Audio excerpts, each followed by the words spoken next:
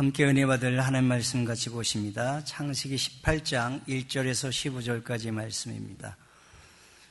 여호와께서 마므레 상수리 나무들이 있는 곳에서 아브라함에게 나타나시니라. 날이 뜨거울 때에 그가 장막문에 앉아 있다가 눈을 들어 본즉 사람 셋이 맞은편에 서 있는지라. 그가 그들을 보자 곧 장막문에서 달려나가 영접하며 몸을 땅에 굽히어 이르되 내 주여 내가 주께 은혜를 입었사오면 원하건대 종을 떠나 지나가지 마시옵고 물을 조금 가져오게 하사 당신들의 발을 씻으시고 나무 아래서 쉬소서. 내가 떡을 조금 가져오리니 당신들의 마음을 상쾌하게 하신 후에 지나가소서. 당신들이 종에게 오셨음이니이다. 그들이 이르되 내 말대로 그리하라. 아브라함이 급히 장막으로 가서 사라에게 이르되 속히 고운 가루 세 알을 가져다가 반죽하여 떡을 만들라 하고 아브라함이 또 가축대에 있는 곳으로 달려가서 기름지고 좋은 송아지를 잡아 하인에게 주니 그가 급히 요리한지라. 아브라함이 엉긴 젖과 우유와 하인이 요리한 송아지를 가져다가 그들 앞에 차려놓고 나무 아래에 모셔 썸에 그들이 먹으니라. 그들이 아브라함에게 이르되 내 아내 사라가 어디 있느냐? 대답하되 장막에 있나이다. 그가 이르되 내년 이맘에 내가 반드시 네게로 돌아오리니 내 아내 사라에게 아들이 있으리라 하시니 사라가 그 뒤 장막문에서 들었더라. 아브라함과 사라는 나이가 많아 늙었고 사라에게는 여성의 생리가 끊어졌는지라. 사라가 속으로 웃고 이르되 내가 노쇠하였고 내 주인도 늙었으니 네게 무슨 즐거움이 있으리요. 여호와께서 아브라함에게 이르시되 사라가 왜 웃으며 이르기를 내가 늙었거늘 어떻게 아들을 낳으리요 하느냐. 여호와께 능하지 못한 일이 있겠느냐. 기한이 이를 때 내가 네게로 돌아오리니 사라에게 아들이 있으리라. 사라가 두려워서 부인하여 이르되 내가 웃지 아니하였나이다. 이르시되 아니라 내가 웃었느니라. 아멘. 아브라함이 17장에서 할례를 받아서 언약 백성이 되었습니다. 이 언약 백성이 되는 거하고 또 되지 못한 거하고 차이가 얼마나 큰지는 우리가 이 성경에서 그의 삶이 변화되어 가는 것을 보고 우리가 알 수 있는데, 오늘 18장에서 특별히 할례 받은 언약 백성의 삶이 어떤 것인지 특징을 이렇게 설명해 주는데, 첫 번째는 나그네를 대접하는 삶으로 나타납니다. 본인도 장막에 사는 나그네인데 나그네를 대접하는 삶으로 이게 그 삶을 살아가게 되고, 또 하나는 다음 주에 우리가 살펴보겠지만 멸망받을 인생들을 위해서 중보자의 삶을 사는 것으로 나타납니다. 그러니까 우리가 언약 백성이 됐다, 구원받았다, 벌써 거기에서 굉장히 인생의 방향이 완전히 달라지기 때문에 하나님은 그 변화받은 삶의 특징들을 오늘 우리에게 설명해 주고 있습니다. 그래서 오늘 포도원 가족들이 우리에게 무슨 나그네 대접, 요즘 같은 세상에 그런 생각을 가질 수 있겠지만, 우리가 사는 세상에는 항상 나그네가 있습니다. 돌보지 않으면 안 될 사람들이 있습니다. 그죠? 그것은 우리가 지구촌 전체를 통해서도 그렇고 우리 주변에서도 돌아봐줘야만 하는 그런 나그네들이, 고아 가부들이 있다라는 사실을 우리가 기억하고, 내가 구원받은 이후로 하나님은 우리에게 나그네를 대접하고 나그네를 섬기는 인생을 살기를 원하신다는 것을 좀 마음에 새겨서, 하늘 본향을 향해서 나가는 우리가 나그네이지만 우리도 아브라함처럼 나그네를 대접하며 2020년을 멋지게 주의 뜻을 이루어가며 살아가는 저희 모두가 될 수 있기를 간절히 소망합니다. 먼저 우리가 이 본문 속에서 하나님이 아브라함을 찾아오시는 장면을 우리가 먼저 살펴봐야 할 것입니다. 1절에 보니까 여호와께서 마므레 상수리 나무들이 있는 곳에서 아브라함에게 나타나시니라 그랬습니다. 그러고 나서는 2절에 보니까 눈을 들어 본즉 사람 셋이 맞은편에 서 있는지라. 하나님이 인간의 몸을 입고 오셨단 말입니다. 예수님이 오신 것도 우리가 하나님이 인간의 몸을 입었지만, 신인 동형, 영이신 하나님이 인간의 몸을 입고 오신 부분을 이렇게 설명하고, 또 신인 동형 동선론이라는 게 있습니다. 신학적으로.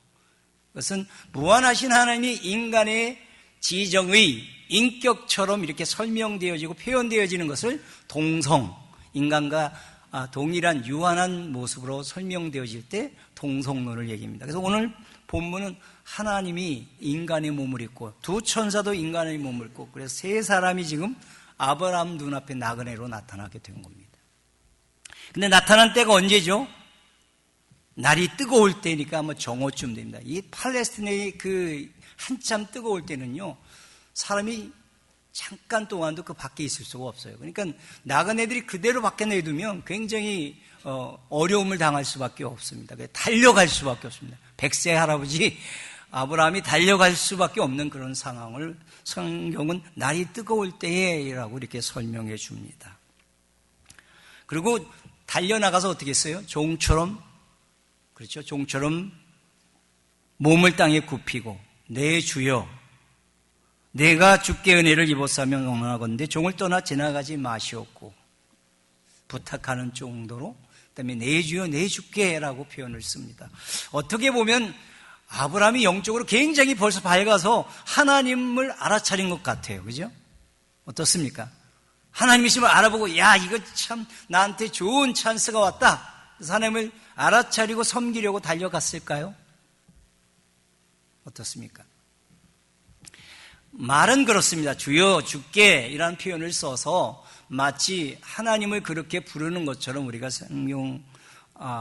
되었다라고 말할 수 있겠지만, 그 당시에는 좀 높은 사람들한테 그냥 주여, 주께라는 표현을 썼다라는 사실을 우리가 한번 생각해 봐야 하고요.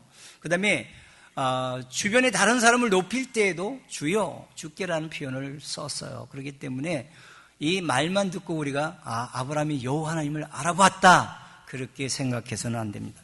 히브리서에서 힌트를 줍니다. 히브리서 13장 1절 2절에 보면 형제 사랑하기를 계속하고 손님 대접하기를 잊지 말라. 부지 중에 천사들을 대접한 이들이 있느니라. 부지 중에 천사들 대접했다는 건 뭐예요? 모르는 가운데 대접하다 보니까 천사도 대접하고 또 하나님을 대접하는 일들이 있었다라고 히브리서 기자는 이렇게 기록해 주므로 아브라함이 지금 하나님을 알아차리고 달려나간 게 아니라 그냥 나그네 대접하기 위해서 달려나갔다는 사실을 우리가 기억해야 합니다. 우리가 또한 예수님께서 이 땅에 오신 부분도 어떻게 보면 인간의 몸을 입고 오신 신인 동령의 모습으로 오셨습니다. 그리고 성경의 모든 표현은 동성의 모습으로 예수님의 모든 활동을 다 표현해 주시죠. 그래서 예수님이 기억하시고 피곤하시고 말씀하시고 이 모든 표현들이 또 성경에 나옵니다.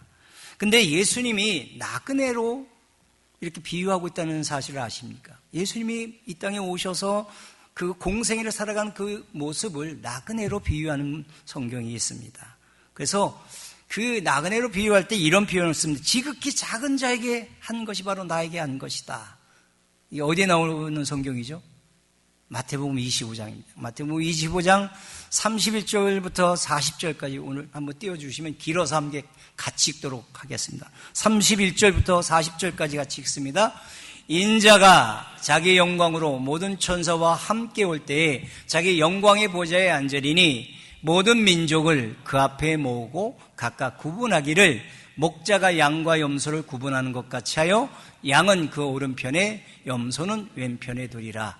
그때의 임금이 그 오른편에 있는 자들에게 이르시되 내 아버지께 복받을 자들이여 나와 창세로부터 너희를 위하여 예비된 나라를 상속받으라.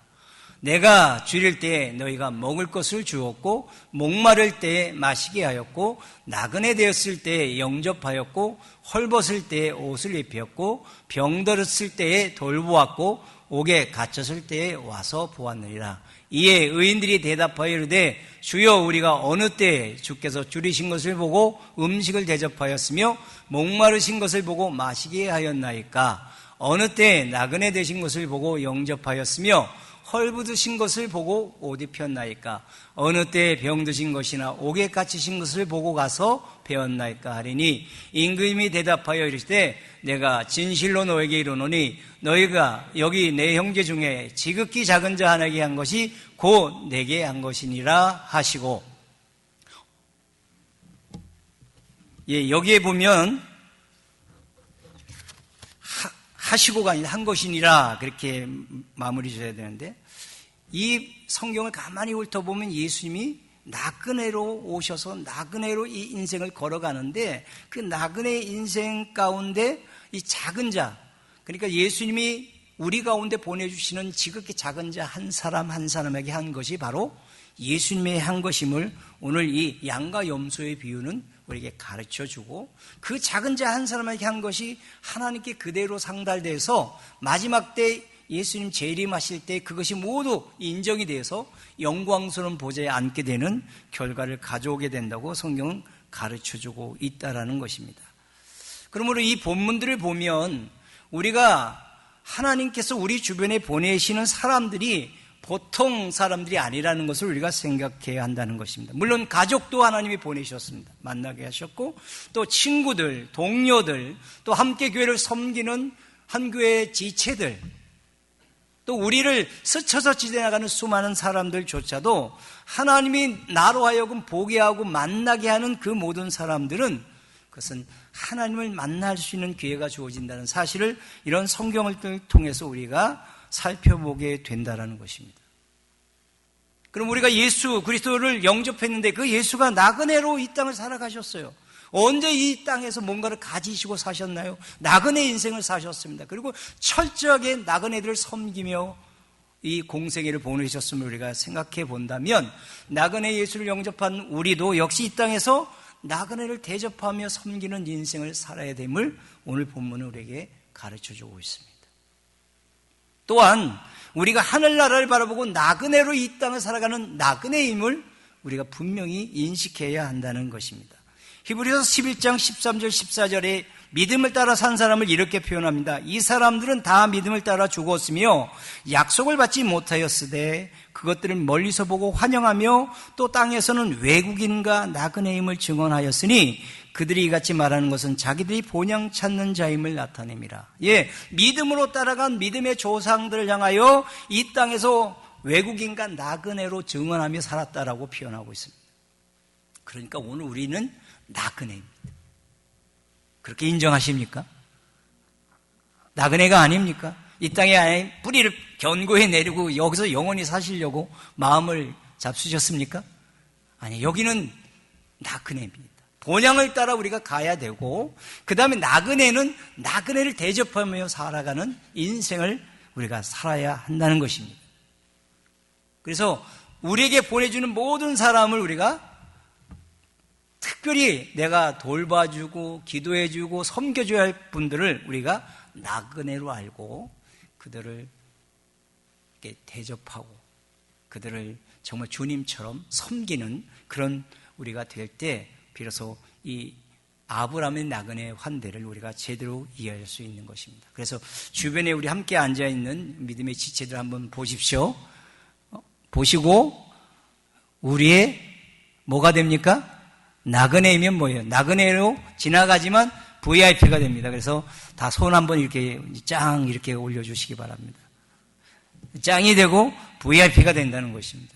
이분들에게 잘못하면 하나님 앞에 잘못하는 것이 되고 이분들에게 잘하면 하나님 앞에 잘하는 것입니다. 그것이 오늘 나그네인 아브라함이 나그네를 대접하는 모습에서 우리에게 주는 중요한 교훈이 된다는 것입니다. 두 번째로 우리가 이 나그네를 대접하는 내용을 한번 살펴보면 어떻습니까? 지극히 겸손하지만 아주 극진한 대접을 하는 내용들을 만나볼 수 있죠.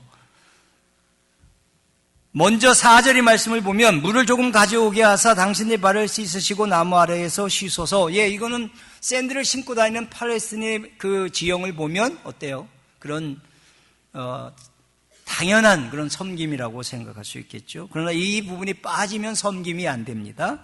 5절에 보니까 내가 떡을 조금 가져오니 당신의 마음을 상쾌하게 하신 후에 지나가소서.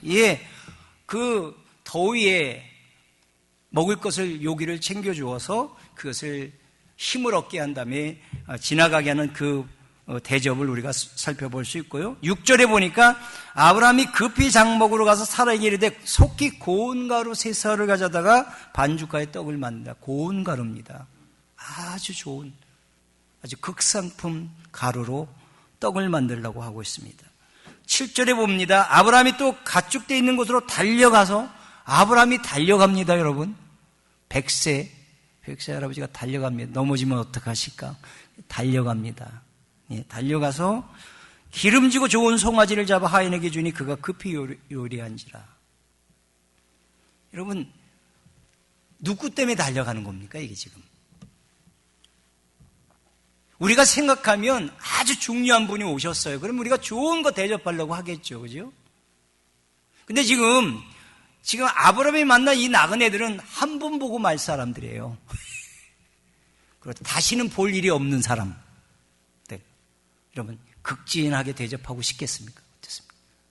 앞으로도 계속 좀 뭔가 교제를 하고, 또 내가 이렇게 대접을 하면 또 나에게 이렇게 피드백을 할 수 있는, 뭔가를 이렇게 갚을 수 있는 대상이라면 더 잘 모시고 싶겠죠. 그러나 한 번 보고 말 사람, 지나가면 끝나버릴 사람인데 지금 달려가지요. 그 다음에 고운 가루를 만들죠. 기름지고 아주 좋은 송아지입니다. 여러분, 이 차이를 아십니까? 제가 금년 추수감사절에 체험을 해봤습니다. 추수감사절 우리 또 가족끼리 모임을 안 가진 분들 또 이렇게 초청해서 같이 저희 집에서 이렇게 교제를 하잖아요. 이번에는 지금 최용 집사님 남편인 최경목 성도님께 특별히 극상품 갈비를 좀 이렇게 부탁을 했습니다. 저는 뭐 그게 별로 큰 차이가 있을까 생각을 했거든요. 그런데요, 그 갈비를 했더니 평상시보다 3배, 4배가 더 맛있는 거예요. 고기의 질이 이게 죄송합니다. 이 식사 시간이 다가오는데 한 번씩 극산품을 한번 저희 집에 모셔야 될 것 같은데 정말 차이가 있습니다. 지금 아브라함이 어떻게 보면 그냥 뭐 있는 것 가지고 대접해도 보낼 그 나그네들을 그냥 대접하는 게 아니란 말입니다. 최고로 자기에게 가장 중요한 분으로, 아니 종이 주인을 섬기는 것을 뛰어넘어서 하나님처럼 나그네들을 섬기고 있는 모습을 이렇게 성경은 우리에게 가르쳐주고 있습니다.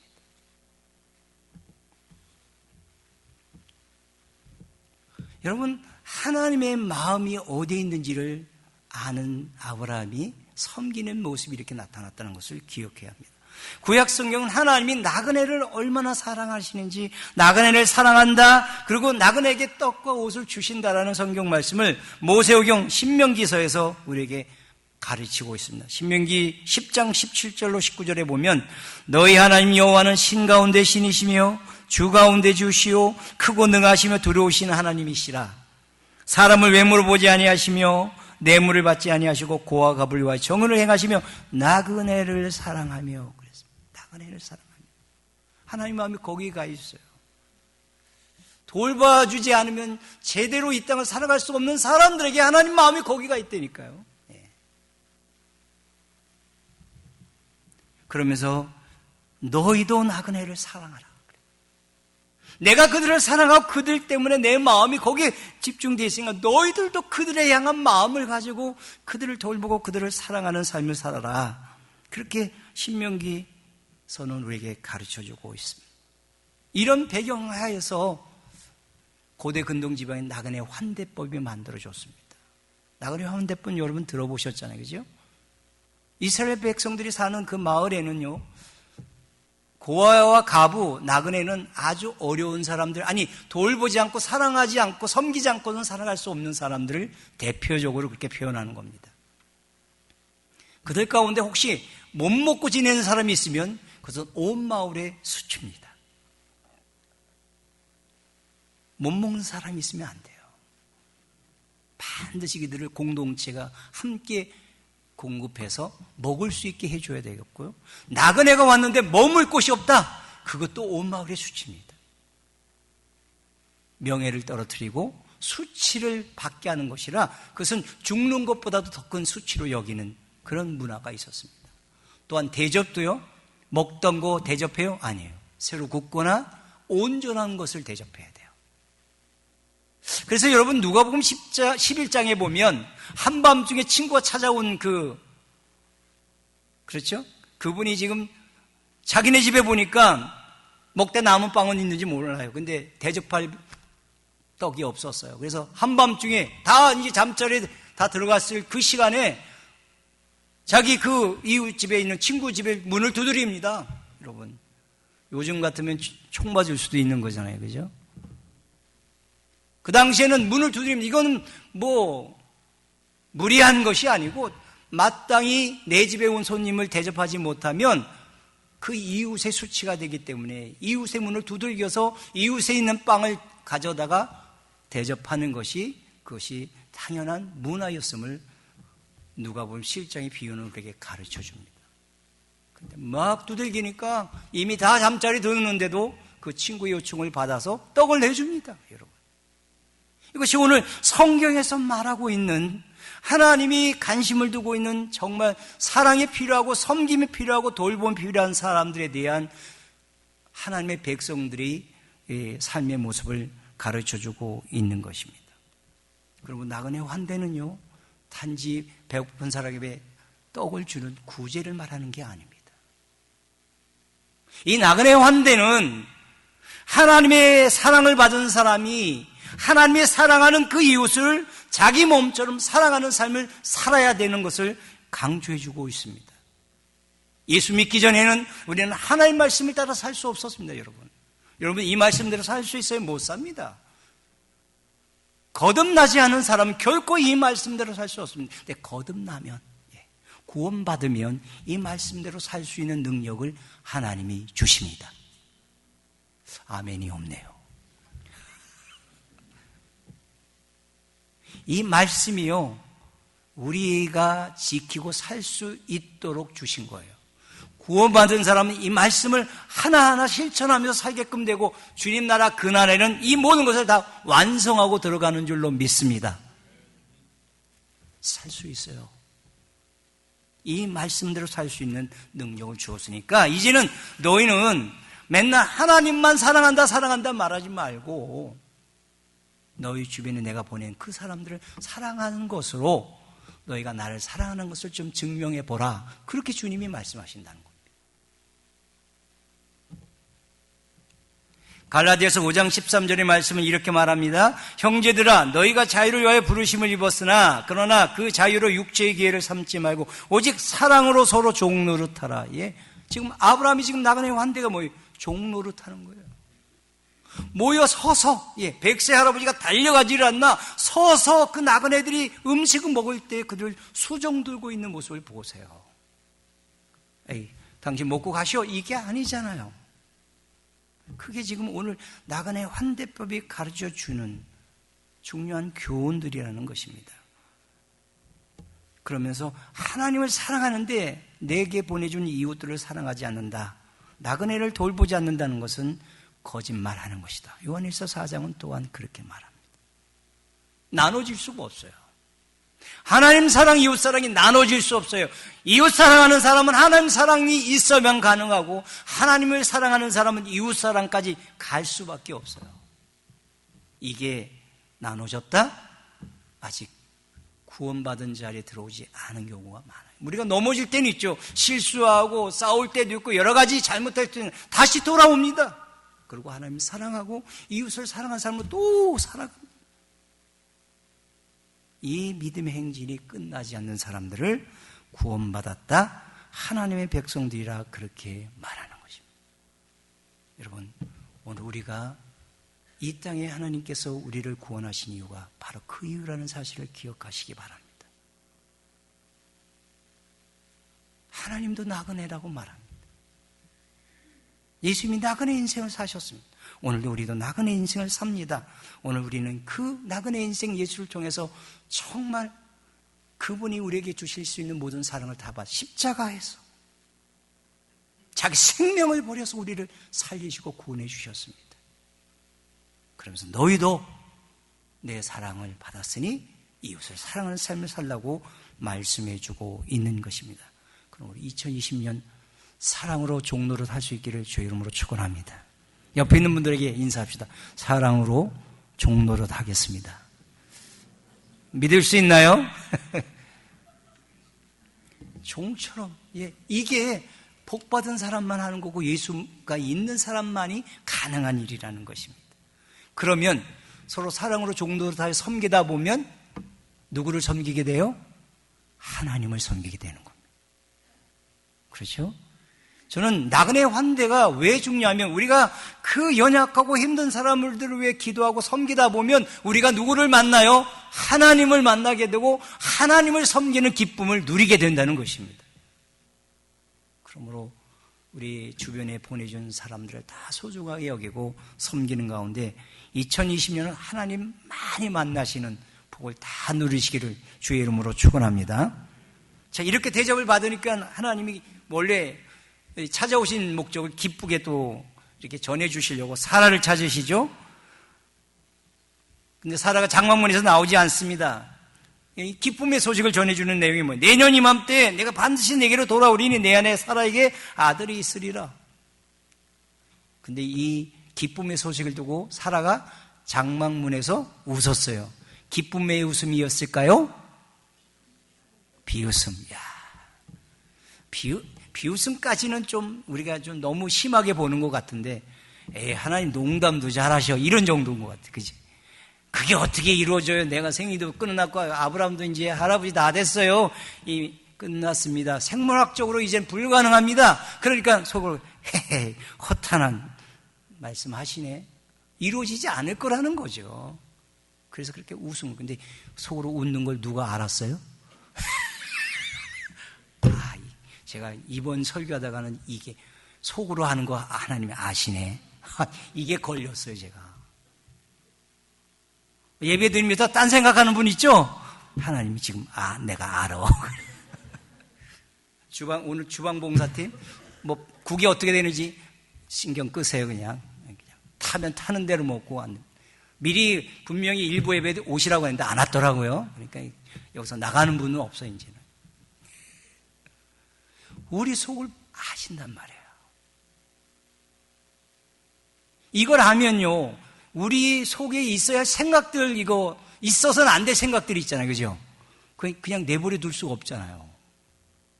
근데 하나님이 저에게도 요즘은 생각조차도 간섭하시더라고요.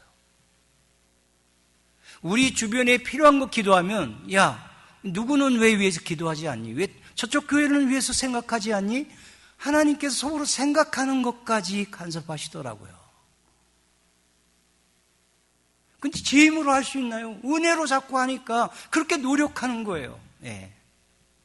걸려서 우리 교회만, 우리 가족만, 우리 자녀만 위해서 기도가 나오지 않아요. 이게 속을 보시는 하나님을 우리가 알 때 점점점 우리 속까지도 하나님의 마음에 합쳐서 바꿔가시는 그런 하나님의 모습을 만날 수 있게 됩니다. 그러니까 하나님이 다 보고, 야, 너 웃었지? 너 내가 못할 것이라고 너 생각했지? 그러니까 사라는 아니라고 막 발뺌합니다. 어떻게 하나님을 속여요? 그죠? 하나님 못 속이잖아요. 그러니까 하나님이 아브라함에게 책망하듯이 대신 말해주는 게 뭐예요? 내가 늙었거늘 어떻게 아들 낳으려고 왜 해? 하나님께 능하지 못한 일이 있겠느냐? 여러분, 하나님에게는 능치 못한 일이 없습니다. 아멘. 저는 그래서 오늘 이 사라의 가정을 생각하면서 제 주변에 아직도 아기를 가지고 싶어 하는데 갖지 못하는 가정이 떠올랐어요. 그래서 제가 이 말씀을 적용했습니다. 하나님이 원하시면 능치 못한 일이 없는 줄 믿습니다. 그 가정에 하나님 생명을 선물로 주시기 원합니다. 기도했습니다. 저 하나님이 원하시면요. 다 끝나버린 그 아브라함 가정에도 이삭을 만들어 주셨잖아요. 그러면 여러 가지 부정적이고 힘든 조건이 있는데 하나님이 못하시겠어요? 하나님이 능히 하십니다. 여러분, 우리 가정에 힘들고 어려운 문제들 하나님 능치 못하면 어디 있겠습니까? 저는 오늘 이 말씀대로 하나님께서 능히 우리에게 필요하다면 언제든지 가능하게 만들어 주실 줄로 믿습니다. 이 하나님이 하시는 것에 근거해서 우리는 또 마가복음 9장 23절에 할 수 있거든이 무슨 말이냐? 믿는 자에게는 능치 못함이 없는. 이건 할 수 있다, 할 수 있다 그래서 되는 거 아니에요. 긍정적인 사고를 얘기하는 게 아닙니다. 하나님이 하시기 때문입니다. 하나님이 하시기 때문에 우리한테 원하는 모든 일들이 이루어진다는 말씀을 이렇게 해 주시는 것입니다. 반드시 내년 이맘때 사라에게 아들이 태어날 것이다. 그렇게 말씀해 줍니다. 여러분, 오늘 추워서 말씀을 길게는 못하겠습니다. 하나님이 하신 일 언약 성취는 그런데 이렇게 종종 인간에게는 쓴웃음을 짓게 해요. 아니 그게 무슨 가능해요. 그게 있을 수 없는 얘기 그만하세요. 그리고 때로는 비웃음을 삽니다. 특별히 믿음이 없는 세상 사람들은 하나님의 말씀을 통해서 말하는 이야기들을 비웃습니다. 동정녀 마리아에게 태어난 예수 그리스도의 탄생은 비웃음을 삽니다. 예수님이 갈릴리 바다를 걸어갔다는 말씀은 비웃음을 삽니다. 그것뿐만이 아니죠. 회당장 야이로의 딸이 죽었어요. 그 다음에 예수님이 가서 잔다 그랬더니 죽은 사람 잔다고 한다고 비우셨습니다. 여러분, 십자가에 못 박혀 죽으시고 부활하시는 예수님의 그 십자가 죽음과 부활을 얘기하면 비웃습니다. 세상에 거짓말도 그런 거짓말 하지 말라고 말합니다. 그런데요, 하나님은 비웃음을 웃음으로 바꿔놓으십니다. 여러분, 그렇죠? 우리가 하나님 이거는 이제 안 되는 거 아니에요? 끝난 거 아니에요? 근데 하나님은 그 쓴 웃음, 허탄한 웃음들을 진짜 웃음으로 바꿔주시는 좋으신 하나님인 줄로 믿습니다. 십자가에서 죽으시고 부활하신 그 주님은 자기를 배반했던 사람들, 자기를 또 조롱하고 멸시했던 사람들까지 다 하나님이 용서하시고 그를 구원해 주셨다는 사실을 우리는 알아야 합니다. 그러므로 오늘 우리가 새해가 이미 시작됐는데 웃지 못한 분들이 있으십니까? 오늘 하나님의 약속을 붙들고 웃으십시다. 한번 신나게 한번 웃어볼까요? 하하하하! 하나님이 웃게 하실 겁니다. 금년에. 예. 힘들고 어려워서 웃을 수가 하나님이 웃게 만들어 주실 거예요. 약속에 따라서 사랑하는 아들, 딸들이 위한 계획들을 실행해 주심으로 거룩한 웃음을 웃게 하는 한 해가 되어줄 줄로 믿습니다. 한 가지 인물만 더 생각해요. 요셉은 어떻습니까?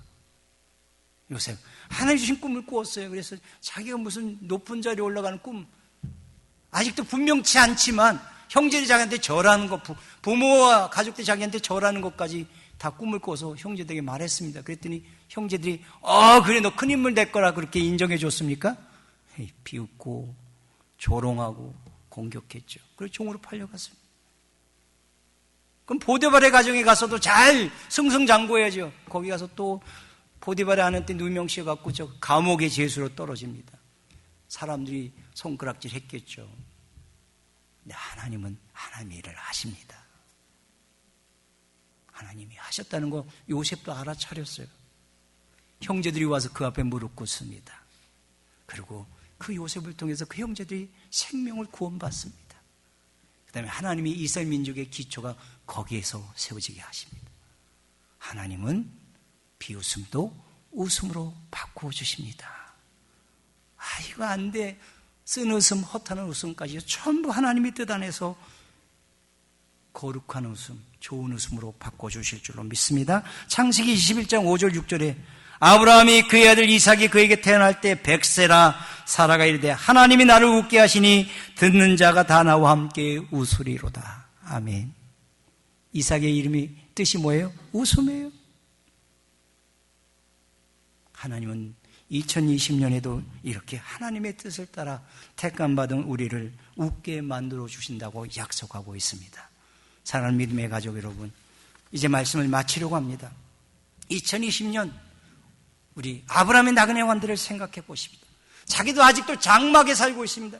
24년 동안 가나안 땅에 정착해도 살고도 남아요. 그에 가진 재물과 모든 것 보면 넉넉하게 살 수 있는데 그는 여전히 장막에서 살고 있습니다. 나그네 인생을 살고 있었습니다. 그러면서 그의 관심은 항상 나그네 대접하는데 자기의 마음을 쓰고 있음을 오늘 본문은 우리에게 가르쳐주고 있습니다. 어떻게 그 일이 가능합니까? 그가 이젠 할례받은 언약 백성이 되었기 때문에요. 그래서 그는 하나님을 섬기는 기쁨도 맛보고요, 하나님이 웃게 만드는 일들이 점점점 많아지는 인생으로 이제는 변화돼서 나가는 모습을 성경은 우리에게 소개해주고 있습니다. 사랑하는 믿음의 가족 여러분, 2020년 우리 믿음의 가족들이 아브라함처럼 이 땅의 본향을 향해 걸어가는 나그네 인생을 살아갈 수 있으면 좋겠습니다.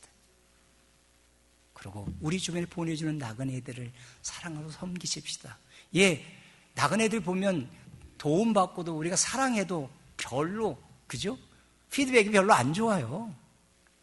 그러면 우리는 금방, 나는 했는데, 나는 사랑했는데, 나는 섬겼는데 하고 우리가 정죄하게 돼요. 외면하게. 우리는 그럴 때 한 번 더, 두 번 더, 세 번 더 우리는 용서하고 사랑하고 섬겨서 예수님이 그렇게 걸어가셔서 마침내 거룩한 웃음을 모든 하나님 택한 자들이 구원을 통해서 누리게 하였듯이 우리도 그 자리에 들어와 있습니다. 예수님처럼 그 길을 걸어가는 사람들입니다. 그래서 우리를 통해서 거룩한 웃음이 2020년 내내 우리 가정과 교회와 우리가 가는 곳곳마다 넘쳐나서 우리는 나그네 대접하면서 하나님을 대접하는 기쁨도 맛보고 이 땅에서도 하늘에서도 거룩한 웃음을 많이 웃을 수 있는 하나님 나라의 백성들, 또 하나님의 복된 자녀들 다 되시기를 주님의 이름으로 축원합니다. 기도하겠습니다.